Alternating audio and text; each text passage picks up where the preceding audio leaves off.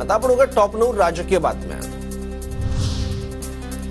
आनंदाश्रमात पैसे उधळणाऱ्या दोघांची पदावरून हकालपट्टी। निखिल बुडजडे आणि नितीन पाटोळे यांच्यावर कारवाई। घडलेल्या प्रकाराबद्दल 2 दिवसात खुलासा करण्याचेही पक्षाकडून आदेश। दिघेंच्या वास्तूमध्ये बारप्रमाणे पैसे उधळण्याचा उपक्रम केला। दिघे असते तर चापकानं फोडून काढलं असतं। आनंदाश्रमातील व्हायरल व्हिडिओवर राऊतांची प्रतिक्रिया। संस्कार नसलेल्या लोकांनी दिघे साहेबांच्या अंगावर पैसे उडवले। आनंदाश्रमातील व्हिडिओवरून जितेंद्र आव्हाडांची टीका। पैसे उधळणं मूर्खपणा। उत्साहात नेत्याला अडचणीत आणू नये असा प्रकार करणाऱ्यांना पक्षातून काढलं पाहिजे। आनंदाश्रमातील घटनेवर संजय शिरसाटांची प्रतिक्रिया। देवेंद्र फडणवीसांच्या सागर बंगल्यावर नड्डांच्या उपस्थितीत भाजपच्या बड्या नेत्यांची बैठक। शिवसेना राष्ट्रवादीला सोबत घेऊन निवडणूक लढा।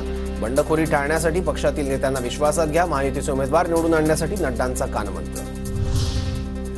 यात काँग्रेस पक्ष मोठा भाऊ महत्वाची भूमिका पार पडणार। मुख्यमंत्री पदाचा दावा कोणी सोडत नाही। काँग्रेसचे नेते नितीन राऊतांचं वक्तव्य। नितीन राऊतांपेक्षा राहुल गांधी काय बोलतात ते महत्वाचं। भाजपलाही अशी स्वप्न पडत होती। संजय राऊतांचा टोला। विधानसभा निवडणुकीत 183 पेक्षा जास्त जागांवर महाविकास आघाडीचा विजय होणार। पृथ्वीराज चव्हाणांचा दावा।